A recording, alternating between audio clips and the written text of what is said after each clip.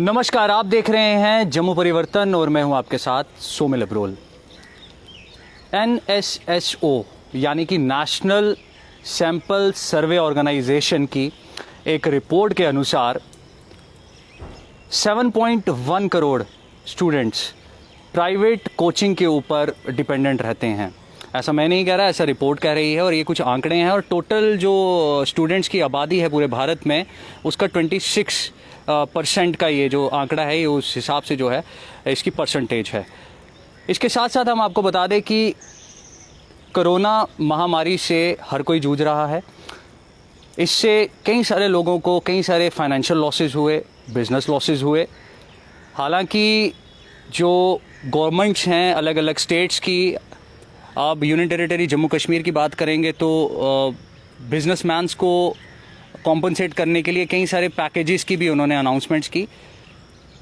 अब एक लंबे अरसे से, यानी कि कोरोना पेंडेमिक जब 2 स्टार्ट हुआ था, नो डाउट एक क्योस हुआ था और उसको देखते हुए एडमिनिस्ट्रेशन ने डिसीजंस लिए जिसमें स्कूल्स और कॉलेजेस को बंद करने का ऑर्डर आया और उसके साथ साथ प्राइवेट कोचिंग इंस्टीट्यूट्स को भी बंद करने का ऑर्डर आया।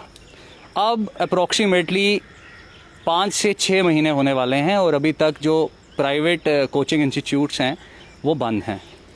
स्टूडेंट्स का जो मैंने आंकड़ा आपको बताया, और स्टूडेंट्स और पेरेंट्स डिपेंडेंट रहते हैं कि हमारा बच्चा जाए, कोचिंग ले, क्योंकि स्कूल में तो पढ़ता ही है और उसके बाद कोचिंग भी ले जाके प्राइवेट जो क्लासेस हैं वो भी अटेंड करे। उसके साथ साथ इसके साथ कई सारे एस्पेक्ट्स और भी हैं। एंट्रेंस एग्ज़ाम्स को लेकर स्टूडेंट्स अक्सर कोचिंग के लिए जाते हैं।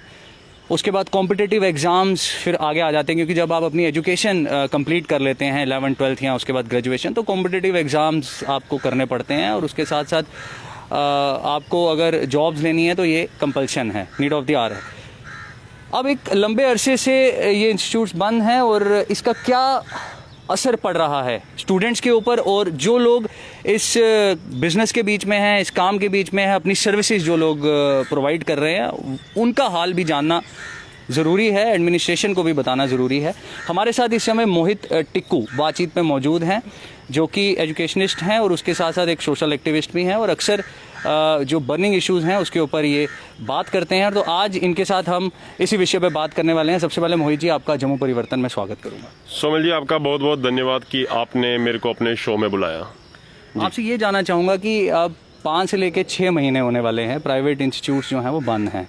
स्टूडेंट्स भी डिपेंडेंट रहते हैं क्योंकि कई सारे कॉम्पिटिटिव एग्ज़ाम्स भी अब आने वाले हैं और उसके साथ साथ जॉब्स को लेकर भी, चाहे यूटी गवर्नमेंट की जॉब्स की बात हो या फिर IAS की बात हो, उसके साथ साथ और भी कई सारे जो एडमिनिस्ट्रेटिव एग्ज़ाम्स होते हैं उसके ऊपर कोचिंग एक अहम रोल प्ले करती है। तो स्टूडेंट्स को कितना इसके ऊपर जो है वो इफ़ेक्ट पड़ रहा है, और दूसरा आप भी अपनी सर्विसेज देते हैं स्टूडेंट्स को, तो ये दोनों तरफ का बैलेंस जो है ना, मैं ये जानना चाहूँगा कि कितना इससे आपको असर जो है वो पड़ा है।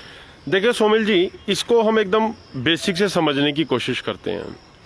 टीचिंग या टीचर और स्टूडेंट्स, इनका हमारा ये जो प्रोफेशन है, हमारे बीच में जो कम्युनिकेशन होता है टीचर और स्टूडेंट के बीच में, उसमें हम दोनों का होना बड़ा ज़रूरी है। क्यों? क्योंकि कम्युनिकेशन है, मैं यहाँ से बोलूँगा, बच्चे वहाँ से सुनेंगे, और उसके साथ साथ मुझे ये भी पता चल रहा है कि बच्चे को वो समझ आ रही है या नहीं आ रही है। आ रही है तो ठीक है, नहीं आ रही तो मुझे रोक के वो सवाल पूछेगा। मगर अगर आप ऑनलाइन क्लासेस की बात करें, ऑनलाइन क्लासेस में बच्चे को, हमें भी नहीं पता कि बच्चे को समझ आ रही है कि नहीं आ रही है। और अगर आप देखें, कनेक्टिविटी के इश्यूज हैं, और ये सारा किस वजह से हो रहा है कि इंस्टीट्यूट जो हैं वो बंद हो रहे हैं। इस वजह से बच्चों के करियर के साथ साथ हमारा प्रोफेशन भी काफ़ी हद तक सफ़र कर रहा है। तो इसके लिए मैं प्रशासन से यही गुहार लगाऊंगा कि जल्दी से जल्दी कोचिंग इंस्टीट्यूट्स को खोला जाए। अगर आप देखें, 9th से लेकर 12th तक के जो बच्चे होते हैं, जिनका एकेडमिक्स जो है काफ़ी इम्पॉर्टेंट है, बाकियों का भी है जो 9th से नीचे के हैं, उनका भी बड़ा इंपॉर्टेंट है, बट जो अगर हम देखें 9th से लेकर 12th तक का बच्चे, क्योंकि 12th के बाद वो ग्रेजुएशन में जाएंगे। अब अगर हम सारा उनको हमेशा ही ऑनलाइन चलाते रहेंगे, अगर जैसा कि आप जानते हैं लास्ट टाइम भी हम ऑनलाइन पढ़ रहे थे और जम्मू कश्मीर तो 2G पे था, कनेक्शन का प्रॉब्लम था, कनेक्टिविटी का प्रॉब्लम था, हर किसी के पास मोबाइल फ़ोन्स नहीं होते हैं, है ना।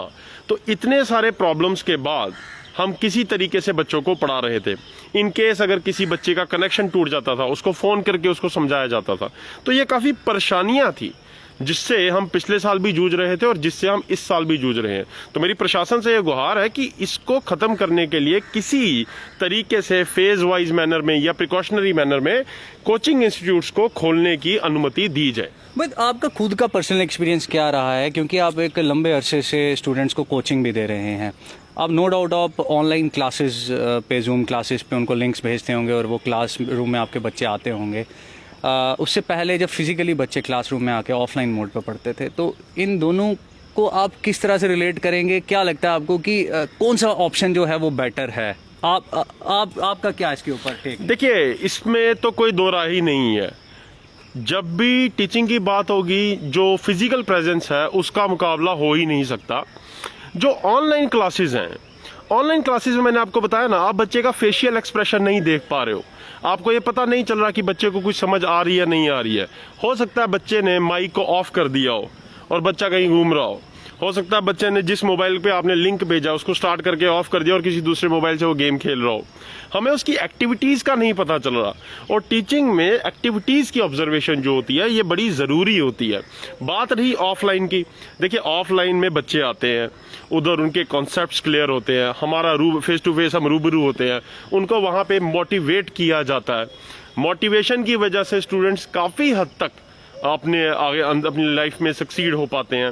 अगर आप अभी के हालात देखें तो अभी एक रिसेंटली एक रिपोर्ट भी आई थी जिसमें ये पाया गया कि जो 16 साल से नीचे के बच्चे हैं उनमें अब साइकोलॉजिकल डिप्रेशंस की इंटेंसिटी बढ़ चुकी है। उसका बहुत बड़ा रीज़न जो है ये 24 घंटे मोबाइल से चिपकना है। मोबाइल के थ्रू जो एजुकेशन ले रहे हैं, हमें स्ट्रेस हो जाता है, हमें भी स्ट्रेस है, स्टूडेंट्स को भी स्ट्रेस है। और इसका कंक्लूजन एक ही है कि फेज वाइज मैनर में प्रिकॉशनरी वे में इंस्टीट्यूट्स को खोला जाए, क्योंकि एक्चुअल में टीचिंग जो होती है उसके लिए फिजिकल अपीयरेंस बहुत ज़्यादा ज़रूरी होती है। जी, ये जो आपने बताया कि मेंटली इफेक्ट भी पड़ रहा है स्टूडेंट्स के ऊपर, फ़ोन में ज़्यादा इंडल्ज रहना पड़ रहा है क्योंकि फिजिकल एक्टिविटीज़ नहीं हो पा रही।